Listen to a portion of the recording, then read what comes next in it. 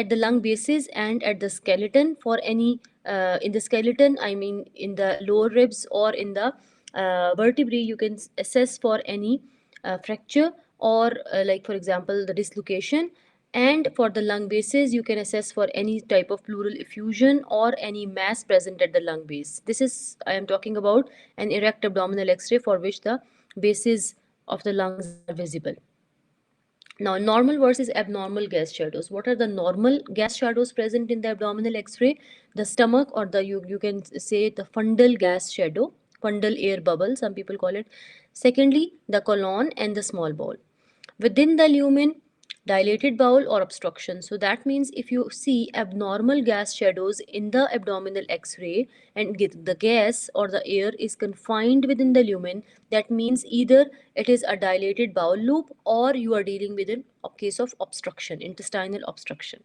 And if the air or the gas is outside the lumen, either it is a contained air outside the lumen, then it is a cavity or an abscess. And if it is free and multiple areas you can see the air, that means it is visceral perforation or pneumoperitoneum.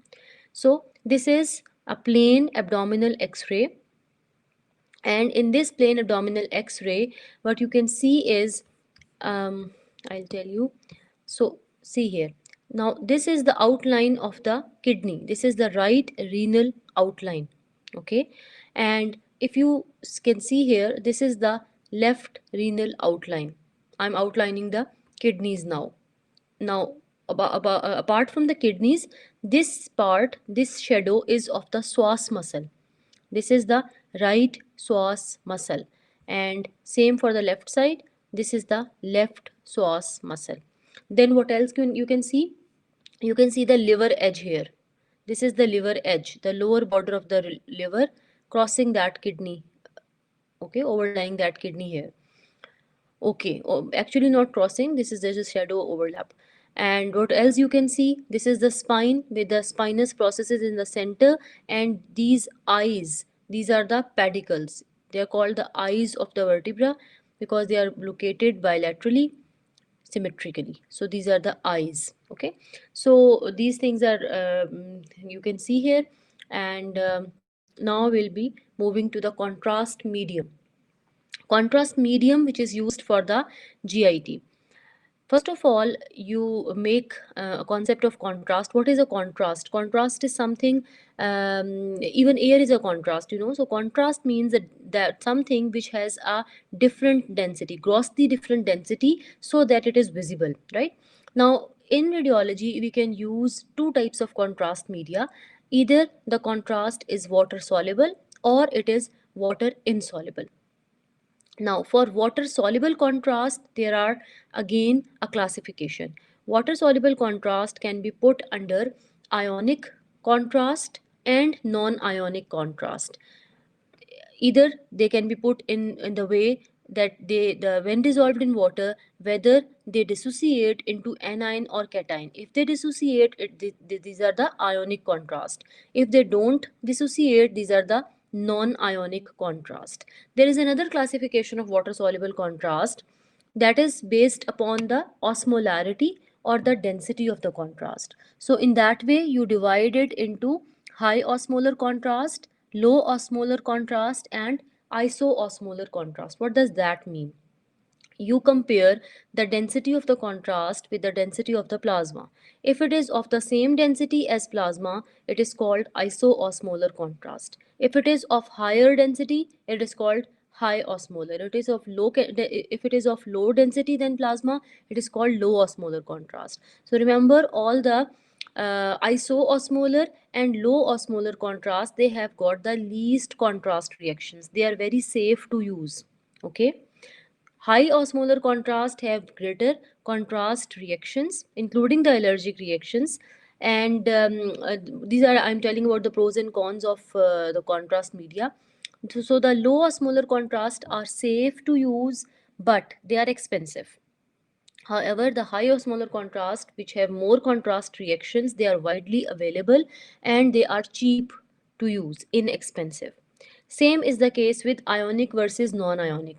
Ionic contrast have more contrast reactions and they are easily available, and they are cheap, like gastrographin. But non-ionic contrast have more contrast, have like less contrast reactions, but expensive, right? So this is how you classify the contrast media. The other broad category was those contrast which are not soluble in water. This is the best example is barium sulfate. So barium, when you dissolve it in water, it doesn't dissolve, rather it makes a suspension. Okay. Almost all the fluoroscopic procedures of the GIT, we give barium. Okay. So barium is widely used, and when you have a child, when you have a the procedure is for a child, or that patient who cannot engulf properly, you use water soluble contrast dissolved in some juice. So you, in children, they will not take barium, so you can give the water soluble contrast in those cases.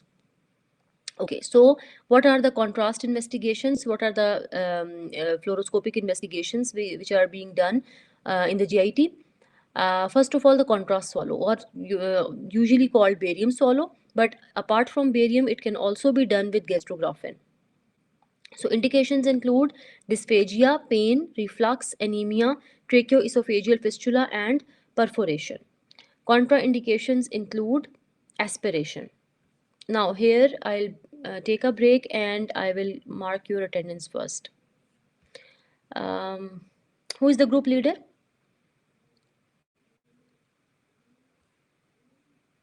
Yes, who is the group leader?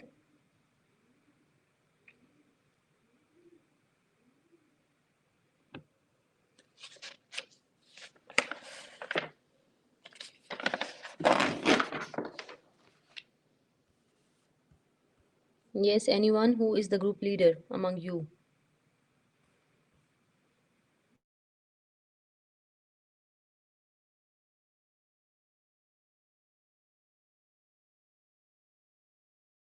Okay, Muhammad Khalf Idris, you are the group leader?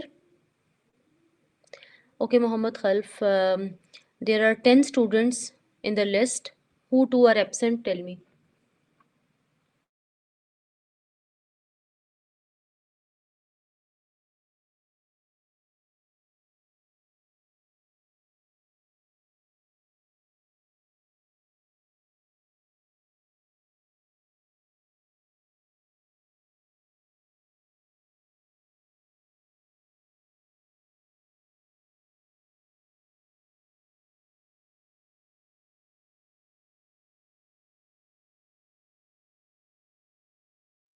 Okay, Salman Mishal is absent. Who else? There must be another one.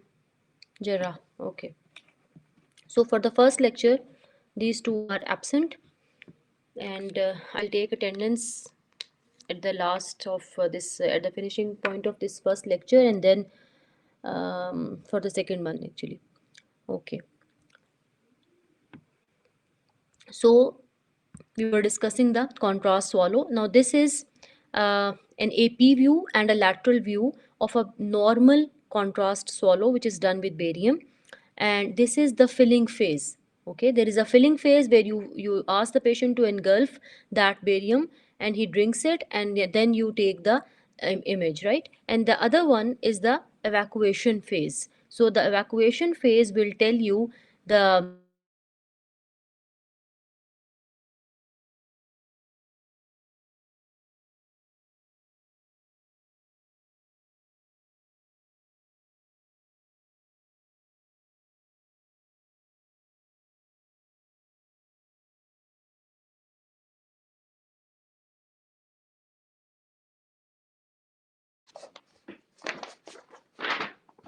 yes, can you hear me?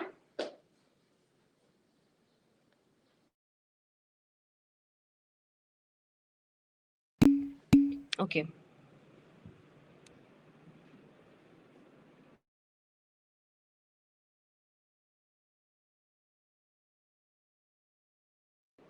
Okay.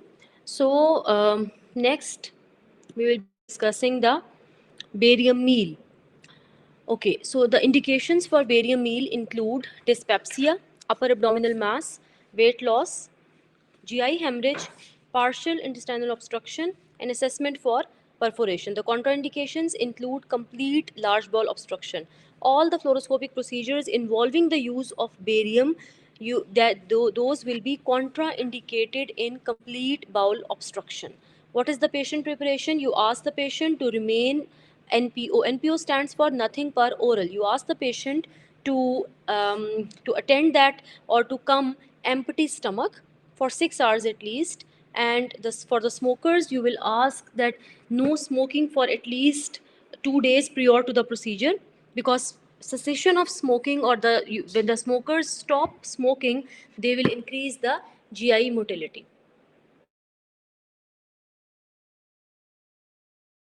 So this is how a normal barium meal looks like. This is the stomach. This is the lesser curvature of the stomach, and then this one is the greater curvature of the stomach. You are still seeing the contrast in the fundus of the stomach, because fundus is the most dependent part in a standing position.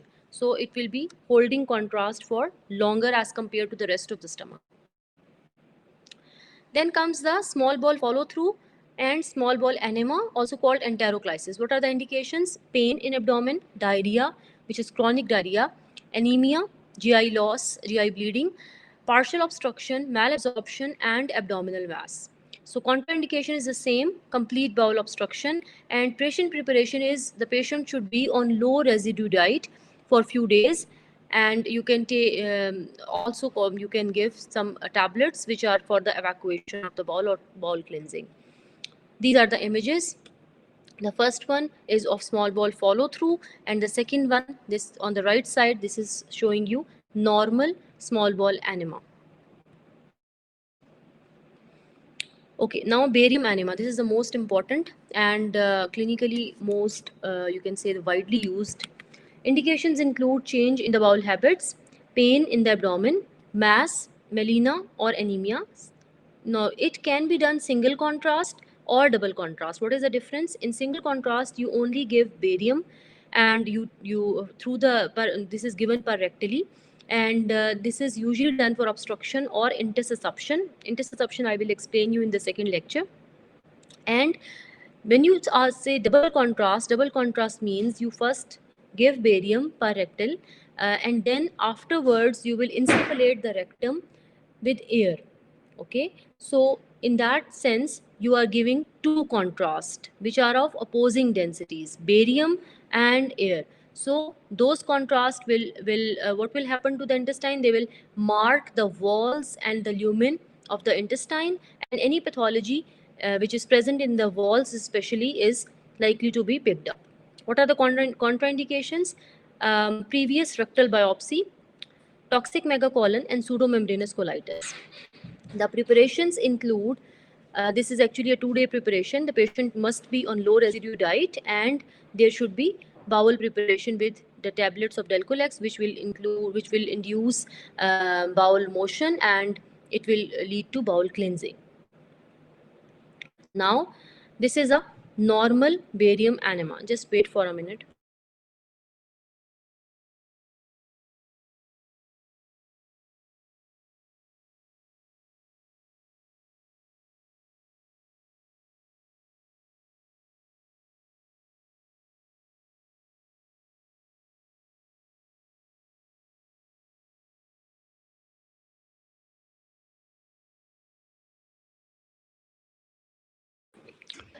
Okay, so this is normal barium enema, which is with double contrast. How can you say that this is a double contrast? See here. Now here you are seeing the barium, which is white in color, but at some points the other parts of the like large bowel colon, you are seeing air as black density. So if you are seeing both the black and the white densities and the colon is distended, that means you are dealing with double contrast. Okay, and suppose you only give single contrast. So what is the, here the question arises that what is the advantage of giving two contrast, which is what is the advantage of giving air along with barium? The advantage is that suppose this is your for this part, if you see here, you can't see the wall clearly. Okay, and now compare this part to this part. Here, because you have given the air after barium, so that air has pushed the barium aside, and it leads to, this is called etching of the barium, or you can say outlining the walls. So what the barium has done for you, it has outlined the wall of the colon for you. So for because of this outlining, you can clearly see any ulcer, any outpouching, or any pathology which is involving the wall, okay, either outside or inside. So this is the advantage of giving double contrast. Now, ultrasound abdomen is the next investigation which we will discuss, and the advantages include: it is cost effective, it leads to adequate visceral visualization, it is best for the gallbladder, no radiation is involved. However, the disadvantages include: it is highly operator dependent. Okay, it depends upon the expertise of the person who is performing. Poor in obesity, because in obesity there is too much visceral fat or too much abdominal fat. And ultrasound, remember, ultrasound is blind in fat. Ultrasound can't see through the fat. So this is one disadvantage. Bowel gases and the bones or calcifications, they are not visible. Similarly, as for the fat, the ultrasound is also blind for the air. It can't see through the air. If the abdomen is distended, it cannot assess properly. Okay, if the abdomen is distended with air, I mean. So indications include acute abdomen, obstructive jaundice, abdominal masses, free fluid collections, and the follow-up of the tumor. So for solid viscera, ultrasound is quite useful and cheap and readily available. Now, this is normal CT scan. CT scan of abdomen, and again, the CT scan for the chest, I told you there are two, or rather three windows: mediastinal window, lung window, and bone window. For CT scan of the abdomen, there are two windows. One is soft tissue window, which you are seeing here. The other one is the bone window. So this is the liver. This is all normal. Then at a lower section, apart from the liver, what is this? Having water density inside, this is stomach. Okay, this is the stomach, and this moon-shaped area here is the spleen, having similar or somewhat greater density as compared to liver. Because why it is having more density? This CT scan is post contrast. This is the aorta filled with contrast. That means you have given contrast injection to the patient, and then you perform the CT scan. So spleen has more density than liver, because it is more vascular as compared to liver. Okay, now again the same. These are the diaphragmatic crura. This is the crus of the diaphragm, right hemidiaphragm and left hemidiaphragm. Then comes the pancreas here. Apart from the stomach, some other bowel loops are also visible with containing fluid as well as air. This is air density and this is fluid density. Now this area, which is again very vascular and hyperdense type of an area, bright area in the center above the aorta or anterior to the aorta, this is the pancreas. And this is another view lower down, where liver is just approaching its end. Liver is not visible in complete extent. Only part of the liver is visible. Right and left kidneys are visible. The spleen is visible here. And then this is the part, the visceral part, which is approaching the hilum of the spleen. This is the pancreatic tail. The tail of the pancreas, then the body of the pancreas here. So this is how you see viscera in the CT scan. Then this is the pelvis, and this is actually the urinary bladder filled with urine, and these are the femoral heads, hip joints bilaterally. Okay, now this is virtual colonoscopy. Virtual colonoscopy is a recent technique by which, by taking the CT scan of the patient, and with by the use of algorithms, you are actually seeing the inside of the colonic wall. So this is inside, and when you, this is called surface rendering technique. By this technique, you are actually just imagining what is present inside. So inside there is a polypoidal mass. Okay, so this is a recent technique, and in future maybe this can replace the conventional colonoscopy. Okay, again, the same technique, there was a constriction in the intestinal loop, and that constriction by surface rendering, you can see that this constriction is because of a large mass. Okay, MRI abdomen, the advantages include its multiplanar. It can be used in renal failure, because in renal failure you can't give the contrast for the CT. Okay, because in renal failure patients the RFTs, the renal function test, will be deranged. So this is a contraindication of the use of contrast which is given in CT scan. However, MRI can be done. MRCP can be used, that is very useful actually. Liver specific contrast can also be given. Now, disadvantages include bowel motion. Bowel motion, because of the bowel motion, you can't use MRI abdomen that frequently. Calcifications in the metallic implants, you can't use it.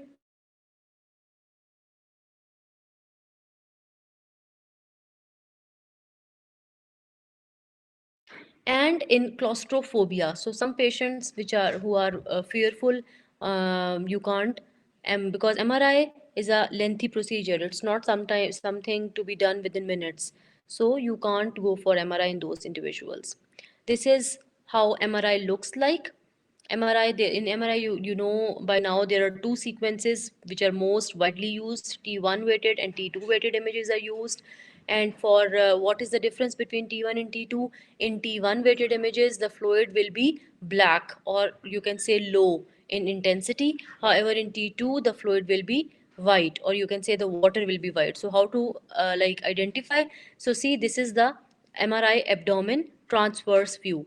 In this MRI, you can see here, this is the CSF surrounding the spinal cord. So if this CSF is white, that means you are dealing with T2 sequence. Okay. This is just for you to understand the sequences. This is a coronal and this is a sagittal view. Okay. Again, this is a sagittal view in which the urinary bladder anteriorly is white. That means it is T2. But see the spine. The spine, the bones must be bright, or you can say white in T2, but they are not. Why? Because you are done, actually you have done here the fat saturated sequence. You have suppressed the fat. Okay, this is called fat saturated sequence. So this is another one. So T1 weighted, T2 weighted, and then there is a fat saturation sequence. Actually there are many, but for you people it's enough. Okay, so we come to the end of this lecture. The two students who I mentioned earlier, they are absent in this lecture. Okay, now what we will do is I'll start the next lecture. Just wait for a minute.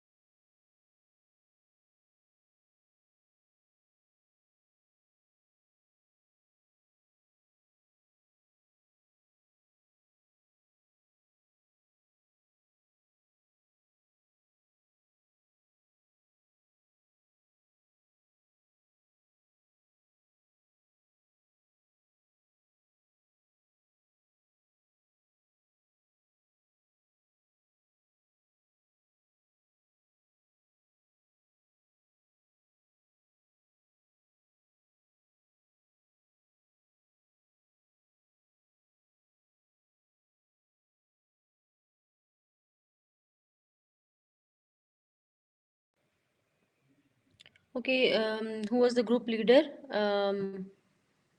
Yusuf, no. Idris, Mohammed Khalf Idris. Mohammed Khalf, you ask those two students who were absent in the first lecture to join now. I'll give you 10 minutes and then I will start the second lecture. Okay? Because if they are absent for the second lecture also, I'll mark them absent for both lectures. Okay? So I'm giving 10 minutes and in 10 minutes I'll be starting the next lecture. Ask them to join now.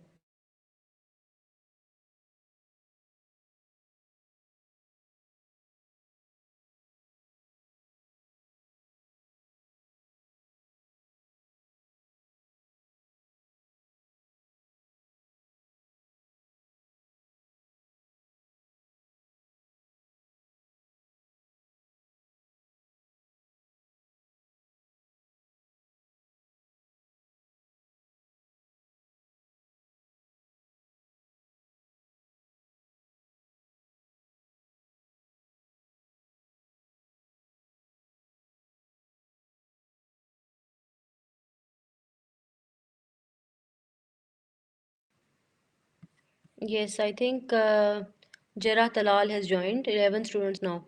So, who is left? Salman. Ask him to join, and if he's absent, he can tell you that he will not be available in the next lecture as well, so we can join, okay? We can start the lecture.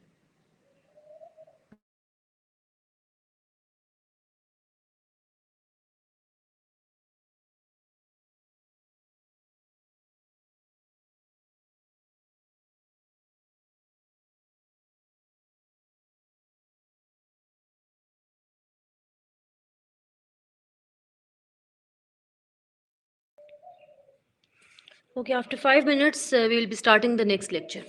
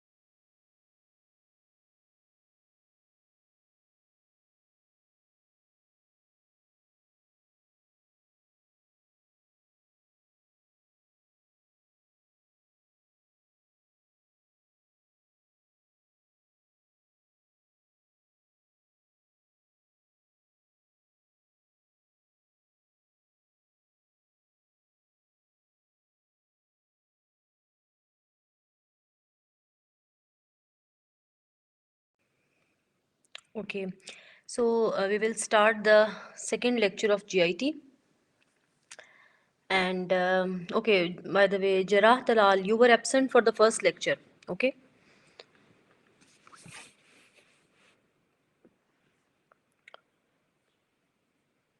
Okay, so this lecture is regarding the pathologies of the important pathologies of the GIT and their imaging features. First of all, we will discuss the esophageal achalasia. Now, achalasia, I'm talking about the primary achalasia. It refers to a failure of organized esophageal peristalsis because of an impaired relaxation of the lower esophageal sphincter. What does that mean? That means when you take in the food, what happens? There is an upper esophageal sphincter and then there is a lower esophageal sphincter. So when you take in the food, the upper esophageal sphincter relaxes and opens to allow the food passage into the esophagus, and then because of the esophageal peristalsis, the food reaches the lower esophageal sphincter, which then opens to allow the passage into the stomach. This is the normal physiology. But because of the impairment of the lower esophageal sphincter, it fails to relax. It remains closed. It does not allow the food to pass to the stomach. What will happen? Food will get accumulated in the esophagus for longer periods of time. And because of what is the cause of that impaired relaxation? Sorry. Yes? Anyone wants to say something?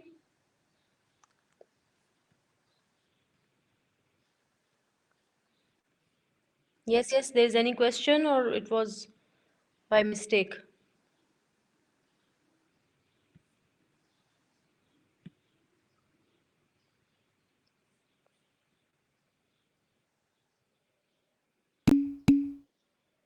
Okay. Okay, so that is actually because of the impairment of the lower esophageal sphincter. It fails to relax. Why it fails to relax? Because of the failed peristalsis, because there is something wrong within the neural plexus. Okay, so because it fails to relax, it remains closed. So what will happen? The proximal esophagus will be dilated. So achalasia characteristically involves a short segment about less than 3.5 centimeter of the distal esophagus. That is the involvement. And when you see the barium swallow, the barium swallow findings will be the proximal esophagus is distended, dilated, filled with food. Like for example, that food will give you a filling defect here. Okay, food bolus sometimes give you a filling defect.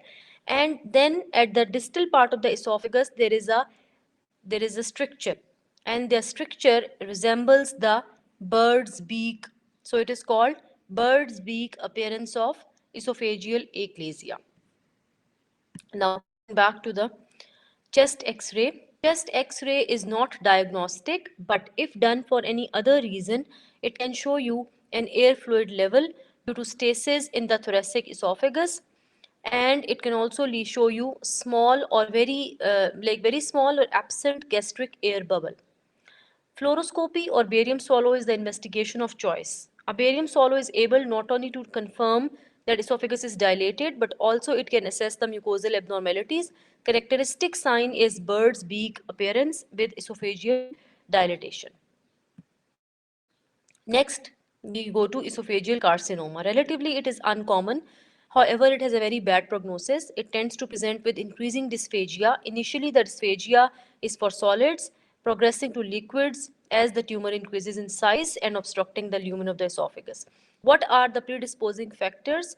Number one, alcohol and smoking. Number two, achalasia itself can lead to esophageal carcinoma development. Asbestosis, Barrett esophagus, celiac disease, ionizing radiation, and a caustic stricture. Caustic stricture is the stricture which is caused by ingestion of bleach or you can bathroom cleaners. Sometimes people want to commit suicide, and by suicidal intention they drink the acids. So because of those acids, what happens is there is a long stricture formation of the esophagus. and that is lifelong actually. So they have to live with that disability. Fluoroscopy or barium swallow will show you an irregular structure with pre-structure dilatation and shouldering of the structure. What is shouldering of the structure? Shouldering means just like the neck makes a right angle with the shoulder, the structure here is abrupt. It is not something smooth and tapering. Rather, there is a normal part and then abruptly it turns into a neck. So the shoulders and then the neck. The neck is actually the carcinoma. So if you see shouldering and irregular structure, that means you are dealing with carcinoma. Okay. So this irregular structure is at the lower end of the esophagus, and this is actually esophageal carcinoma. What are the macroscopic appearances? Most commonly, it will be a polypoidal or a fungating mass, irregular, overhanging, or apple core lesion. Sometimes it is an ulcer, a large ulcer with a bulging mass. Then the other morphological appearance is infiltrating, and then is a superficial spreading carcinoma. So these are the four morphological or structural forms by which esophageal carcinoma can present, either a large polypoidal mass or a large ulcer, or it can be an infiltrating tumor which is not visible to naked eye, but it is infiltrating in the wall, and then it's a superficial spreading carcinoma. Then comes the CT scan appearance. In the CT scan appearance, you can see a large mass, okay, in the mediastinum, anterior to the aorta.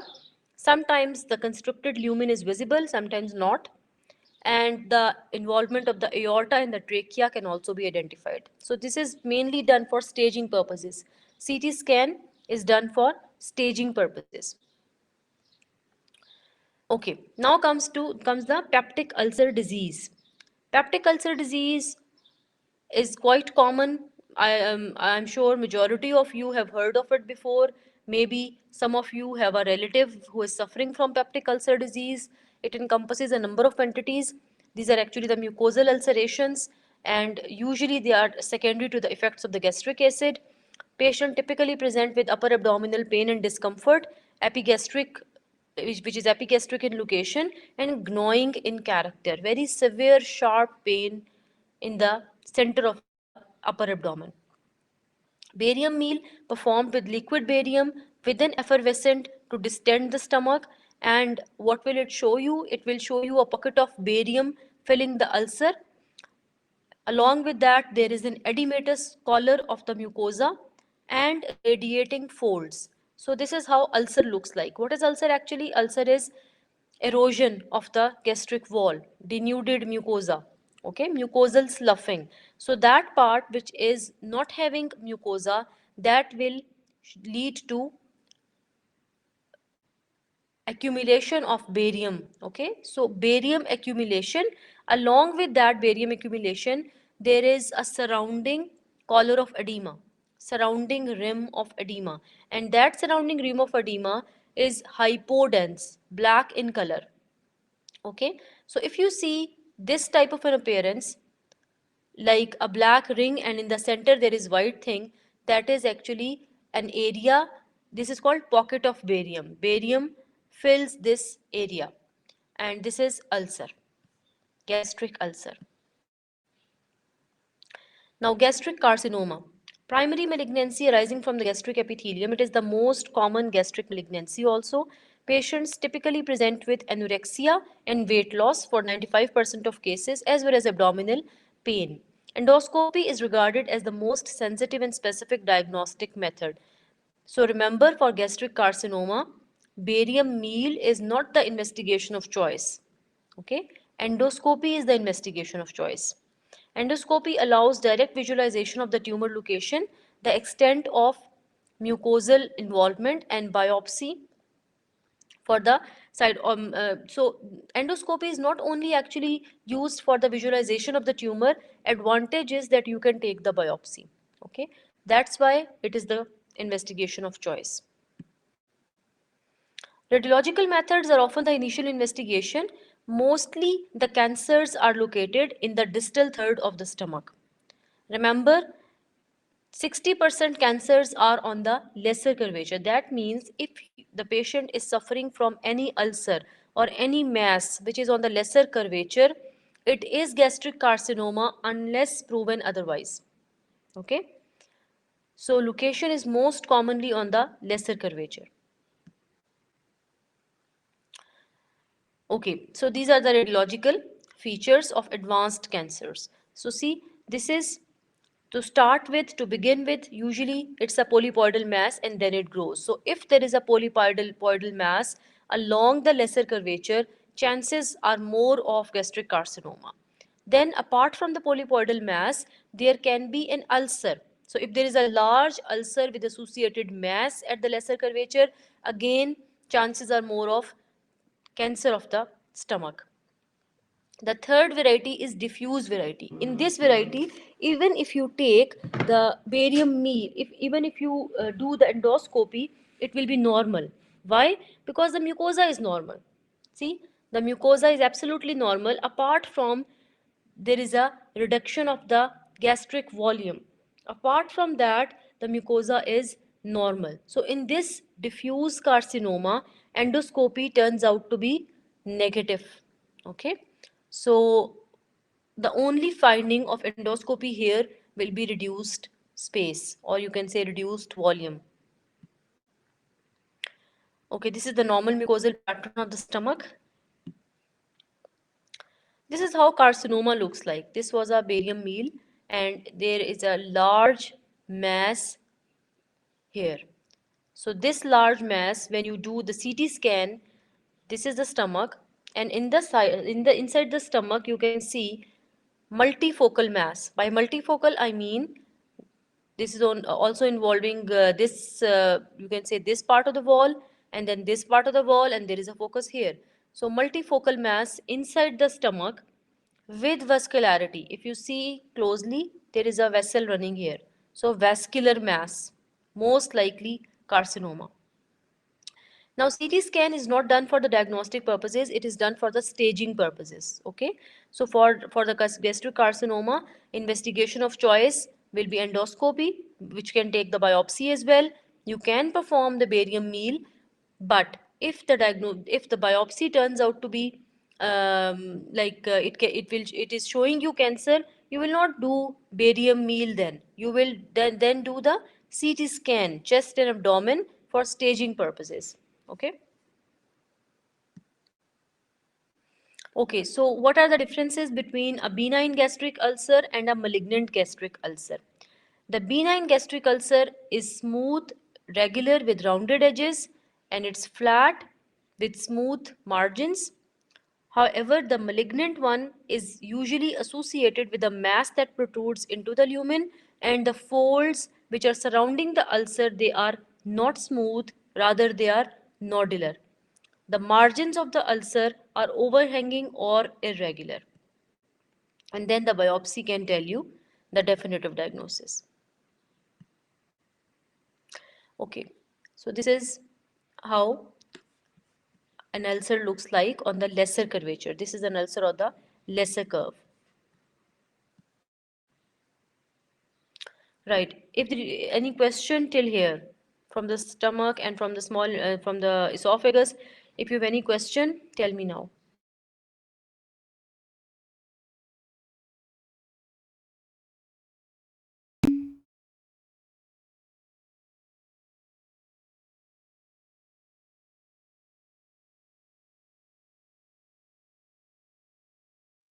Okay, so if you have no questions, I'll continue.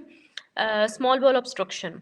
It accounts for about 80% of all mechanical intestinal obstruction, with the remaining 20% resulting from the large bowel obstruction. Classical presentation is abdominal pain, along with abdominal distension, nausea, and vomiting. What are the causes of small intestinal obstruction? Adhesions, hernias, intussusception, Crohn's disease, gallstone ileus, tumor, or a foreign body. What is the abdominal radiograph showing you? 50 to 60% they are sensitive for the small bowel obstruction. They will show you dilated intestinal loops proximal to obstruction. If there is small intestinal obstruction, the loops are centrally located. Now, what is the diagnostic criteria? Because in many normal abdominal x-rays, you will see the dilated loops. So what is the criteria? Criteria is there must be at least 3 areas of dilatation, and each area must be more than 2.5 centimeter in diameter. Okay, so this is the diagnostic criteria to label the x-ray as small intestinal obstruction. Second thing is valvuli canaventis are visible. What are valvuli canaventis? Valvuli canaventis are small intestinal mucosal folds. Remember, valvuli canaventis are absent in ileum. Okay, this is actually the feature of small intestine by which you can identify it as small intestine. Now, if the X-ray is erect, then you can see air fluid levels. And these air fluid levels again must be more than 2.5 centimeters in length. So this is an X-ray, rather two X-rays, showing you, number one, this X-ray is showing you multiple air fluid levels. See, each level is more than 2.5 centimeter here. Okay, or you can say majority of the air fluid levels must be more than 2.5 centimeters. At least there should be 3 to 4 levels. And here there are, this is called, sometimes it's called step ladder pattern. Okay, and this is the valvuli canaventis. What is valvuli canaventis? This is the mucosal fold which is running from one wall of the intestine to the other wall, complete fold. This is called valvuli canaventis, and most of the valvuli canaventis are present in the jejunum. And this loop which is dilated here is most likely the jejunum. So if jejunum is dilated, where do you think will be the obstruction? What is the first part of the small intestine? The first part is duodenum. Second part is jejunum. Third part is ileum. So where should be the obstruction, in the in the ileum or in the duodenum? Ileum, good. So obstruction is in the ileum. It leads to dilatation proximally, and so you are seeing the jejunal loops which are dilated. Remember, the small intestinal loops are centrally located, so you will see the intestinal dilatation centrally. The caliber is also small. I will tell you what are the differences later between the small and large bowel obstruction. Those differences are very important. Now, CT is more sensitive than radiographs, and that will show you actually not only the obstruction but the cause also. So, distal to obstruction, see the loops are almost collapsed. These collapsed loops are actually present distal to obstruction, because obviously because of obstruction no fluid or gas can pass, or very little can pass. Okay, now coming to large bowel obstruction. Often it is quite large because large bowel obstruction, large bowel has a more capacity, so it can distend almost 4 5 times the caliber as the small bowel. So, and this is dangerous as well because large bowel can rupture more easily because of massive distension. So this condition requires early diagnosis and treatment. And however, the large bowel obstructions are far less common. I've told you earlier, 20% of the total obstructions are large bowel obstruction, 80% of the total obstructions are small bowel obstruction. So quite far less common as compared to the small bowel obstruction. Now, what the plain radiograph will show you? Gaseous distension. Why? Why the distension is more in large intestine? Because gas producing organisms are present in the large intestine. So they will produce more gas. If they have more time available with the food residue, they will produce more gas. So more distension. And distal colon obviously will be collapsed. So now, question arises that in case of large bowel obstruction, when, for example, I can tell you that there is an obstruction. For suppose there is an obstruction of the distal colon. By distal colon, I mean the descending colon, right? So suppose there is obstruction of the descending colon, and when you see the X-ray, whole of the transverse colon and the ascending colon and the cecum is distended. What do you think? Do you think the small bowel will be distended as well or not? Anyone who can tell me. In case there is obstruction of the descending colon, what do you think? Apart from the colon, what do you think about the small intestine? It will be distended or not? Okay, now you're Ryan, you are saying not. So this depends actually. You are right, majority of the times it is not distended. Why? Because of the presence of the ileocecal valve. You know there is a valve there, and no, it doesn't rupture that early. Actually, there is a valve present. You know the ileocecal valve between the ileum and the cecum.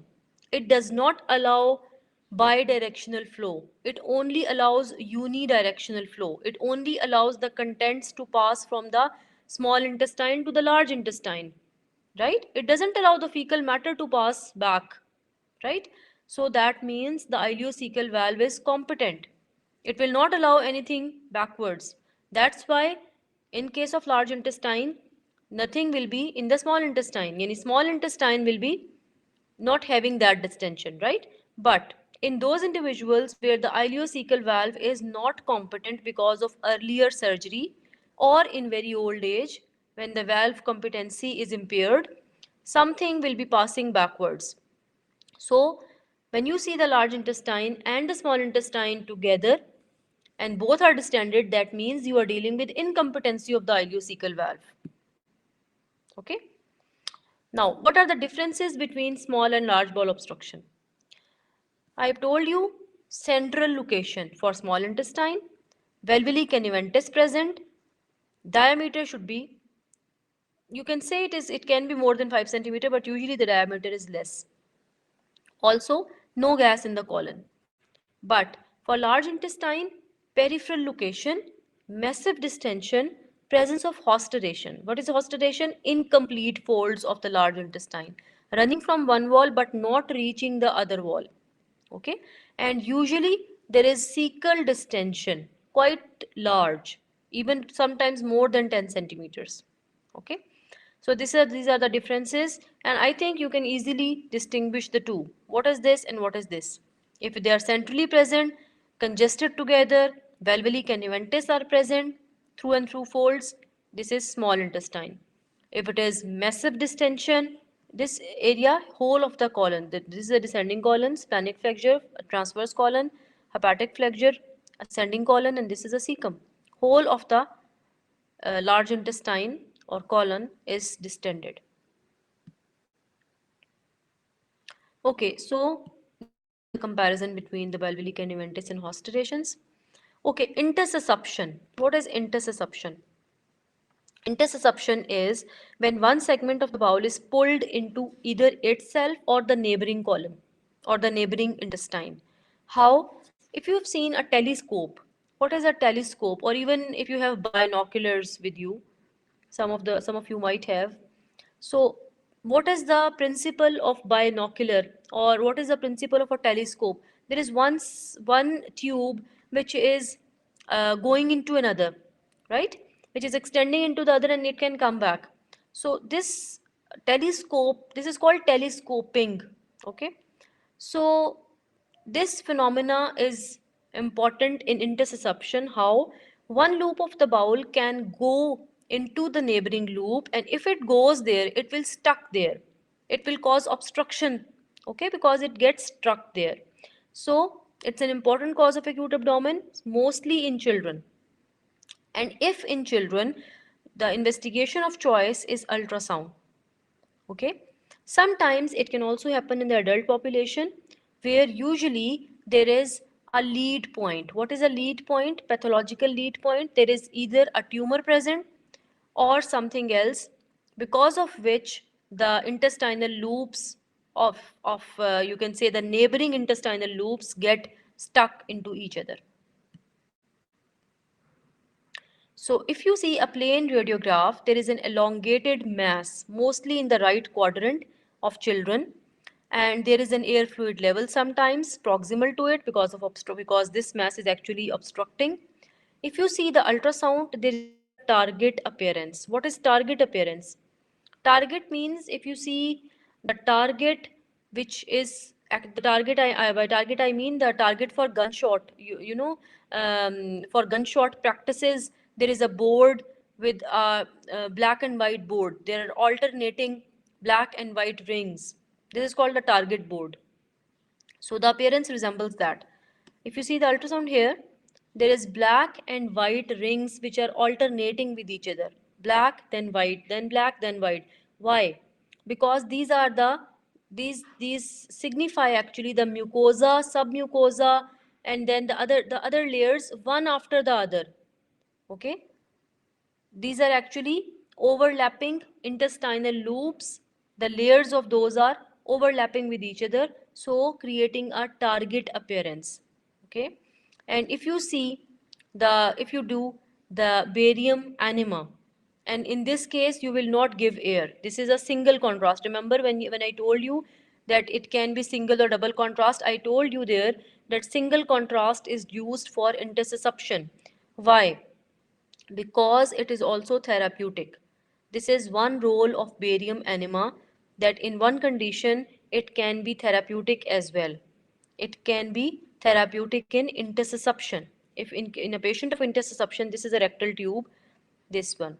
By this tube, you give barium, it passes through the sigmoid, and then it is going to the descending colon, and then the splenic flexure, and here the transverse colon. Here it is creating a sign, and this sign is called claw sign, like a claw. This claw sign shows you that there is obstruction here. Okay, this is the point of intussusception. If you give subtle pressure, this barium will go through and it will release the obstruction. Okay, so usually you can perform this attempt 3 times. It is said that this attempt of releasing obstruction by barium enema can be performed 3 times. Okay.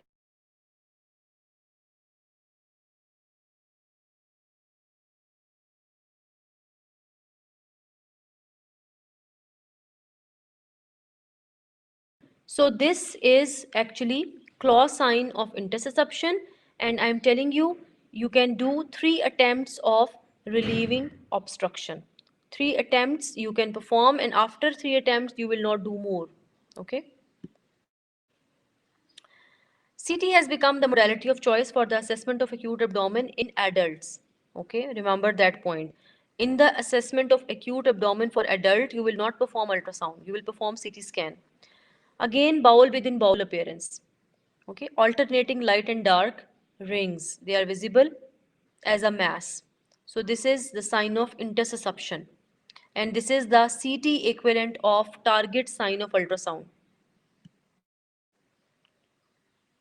Any questions from intussusception?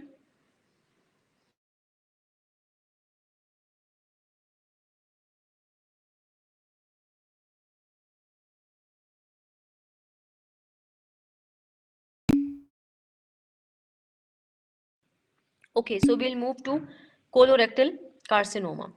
Colorectal carcinoma is the most common cancer of the GIT and second most frequently diagnosed malignancy in adults. Now, CT and MRI, they are the modalities most frequently used for staging. A number of predisposing factors have been identified,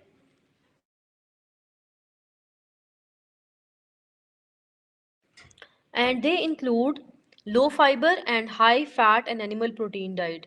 Can you give me any example of low fiber and high fat and animal protein diet? A diet which is high in animal protein, high in fat, and low in fiber.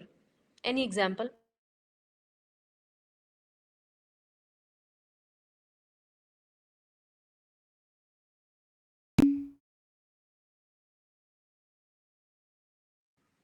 Exactly, the burger. Yes. Obesity, especially in men, inflammatory bowel disease.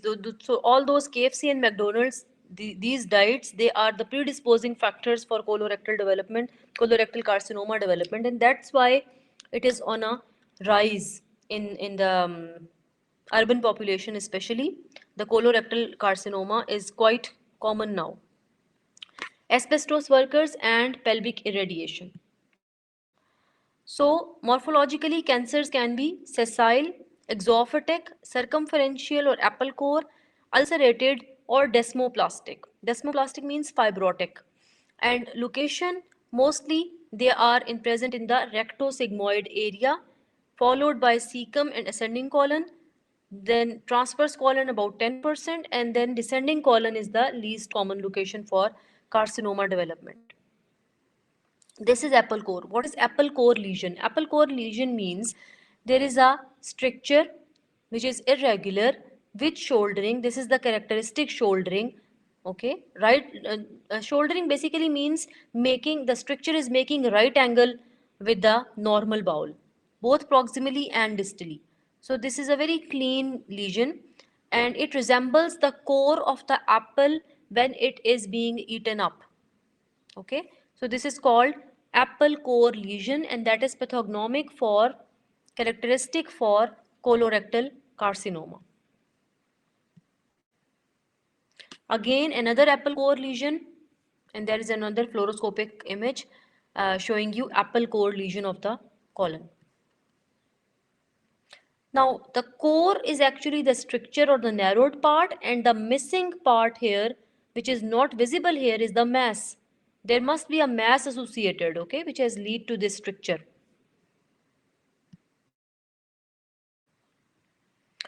Okay, now pneumoperitoneum. What is pneumoperitoneum? Pneumoperitoneum means free air within the peritoneal cavity.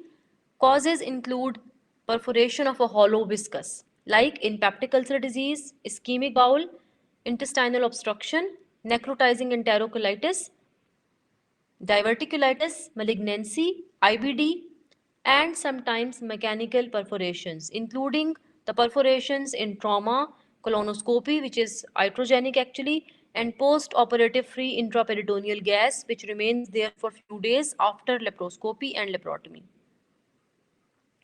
Now, erect chest X-ray is probably the most sensitive plain radiograph for the detection of free intraperitoneal gas. So, if somebody asks you what is the most sensitive method, it is not the supine or the erect abdominal X-ray.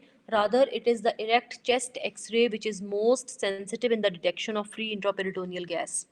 Okay, and abdominal X-ray will show you double wall sign, also called Rigler's sign.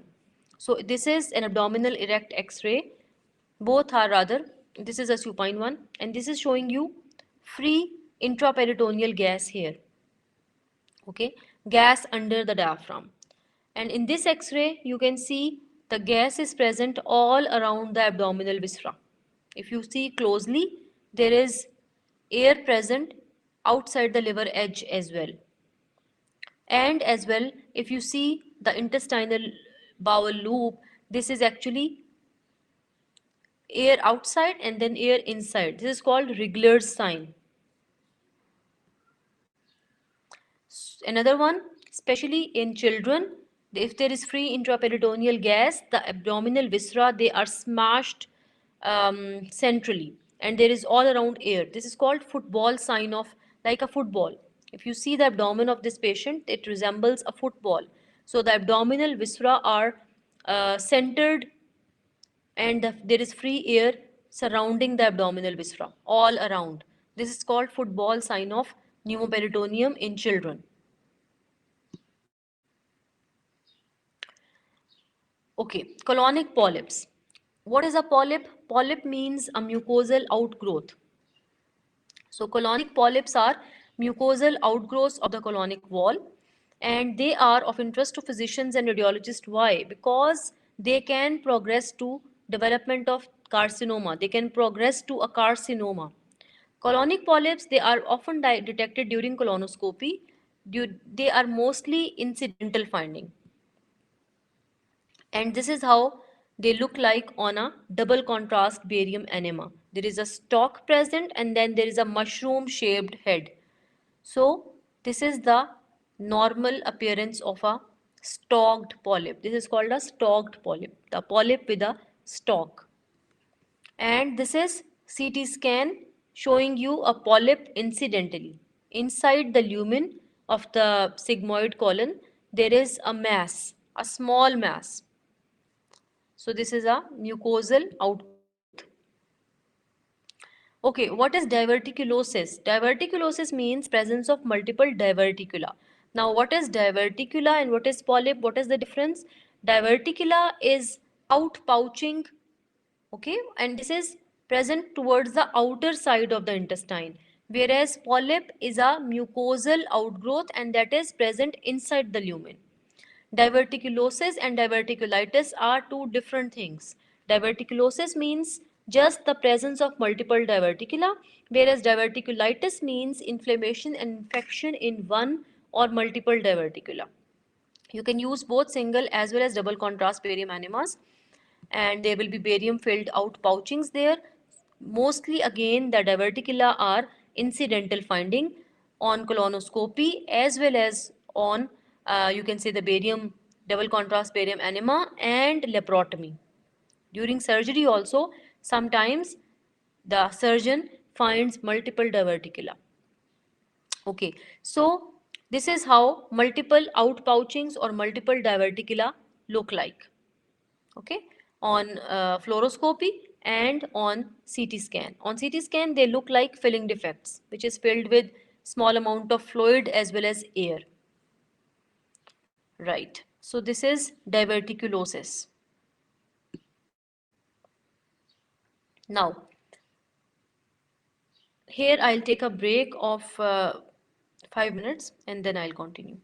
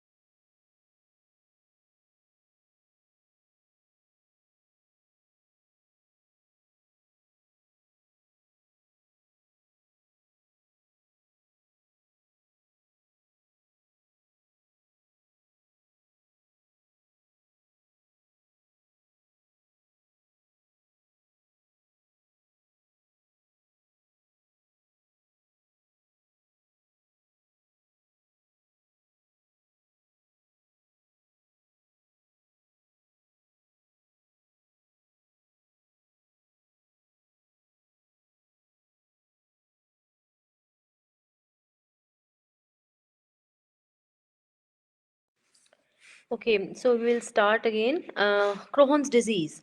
Now, Crohn's disease is, the idiopathic inflammatory bowel disease. It constitutes about of two diseases. One is ulcerative colitis, the other one is Crohn's disease. Now, in Crohn's disease, characteristic finding is the presence of skip lesions. What are skip lesions? That there are some parts of the intestine which are involved by the disease and the other parts are spared. Okay, and Crohn's disease can involve any part of the intestine of the GIT, starting from the mouth to the anus, whereas the ulcerative colitis is the hallmark is continuous involvement, and mostly the rectum is involved, and the continuation is now then backwards. So there is continuous segment involvement in ulcerative colitis, where there is skip lesion in Crohn's disease. Clinical presentation is typically with chronic diarrhea and recurrent abdominal pain. And in case of fluoroscopy, the mucosal ulcers are aphthous ulcers initially. Aphthous ulcers means shallow ulcers. Deep ulcers then more than 3 millimeter depth, longitudinal fissures, and then when there is severe disease, it leads to cobblestone appearance, sinus tracts, and fistulas. All these are complications of Crohn's disease. So this is how shallow ulcers looks like, filling defects. Okay, These are filling defects type of things. Shallow ulcers, also called aphthous ulcers. Then this is how deep ulcers look like. Okay, deep ulcers are like this, projecting ulcers, like thorns, and like the you can this is called collar button appearance.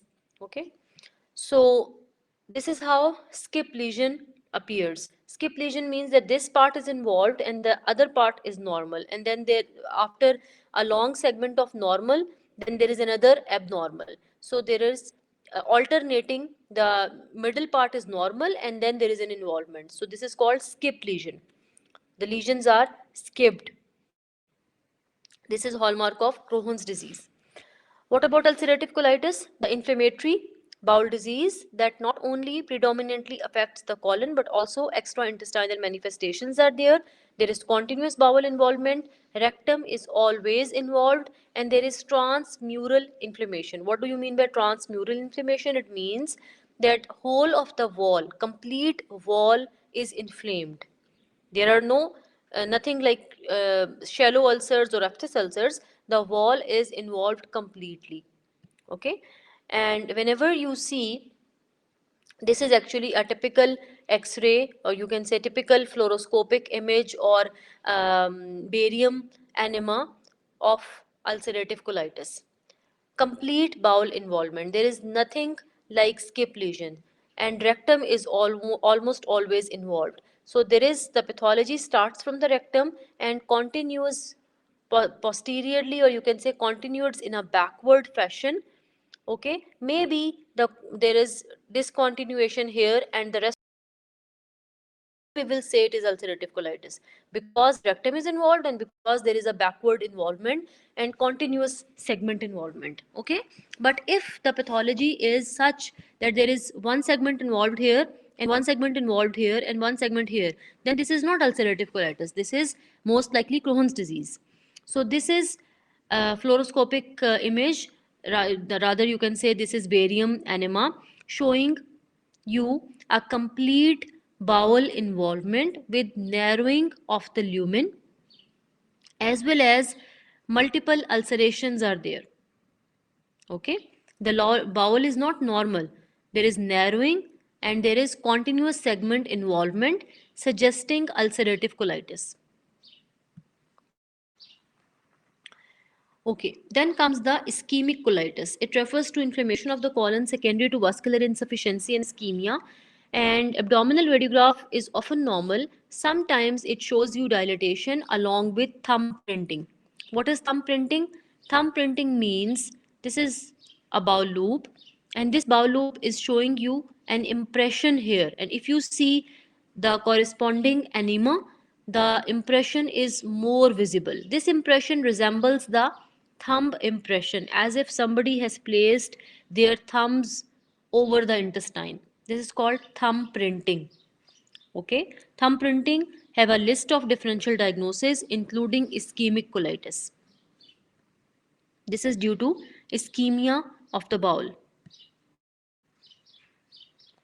Okay, there comes the last topic of the intestine, sigmoid volvulus.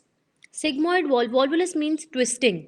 Okay, so since the sigmoid is on a mesentery, any bowel loop which is on a mesentery can twist on its own axis. So there are two parts of the bowel which are on a mesentery. One is sigmoid and the other is cecum. So in case of large bowel obstruction, this is a cause of large bowel obstruction and it occurs when the sigmoid colon twists on the sigmoid mesocolon. What will the abdominal radiograph show you? It will show you a large dilated loop of colon, often with air fluid level. There are some specific signs. What is the sign? Coffee bean sign, right? So this sigmoid volvulus resembles an inverted coffee bean. If you have seen a coffee bean, how many of you have seen it? A coffee bean.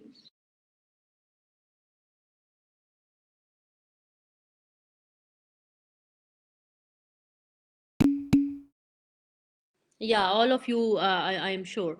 So this area, if you've seen a coffee bean, this resembles it. Okay, just like a coffee bean has a this the bean has a central cleft, so the central cleft and then the shape, so that's why they have given this name an inverted coffee bean, because actually the sigmoid was present here but it turns around and twists, that's why the shape resembles it. And if you see, by the way, this is an abdominal radiograph. Plain abdominal X-ray shows you a coffee bean appearance. And when you see, when you perform a barium enema, a single contrast barium enema, there is a beak sign.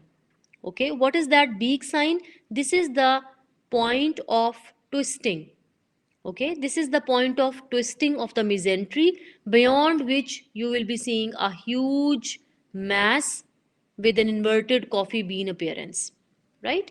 So coffee bean sign, and then the bird's beak sign or the beak sign, these are the signs for sigmoid volvulus. And remember, this is done with water soluble contrast usually.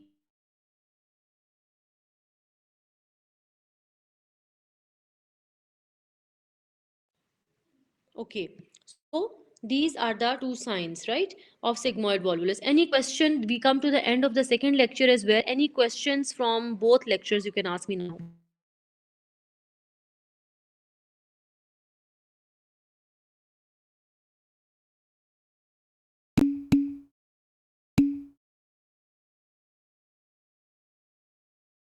Okay, one of the students, Saud, left just now. Otherwise, you were 11 in both lectures. No, you were sorry. Jirah was absent in the first lecture, and Salman is absent in both lectures.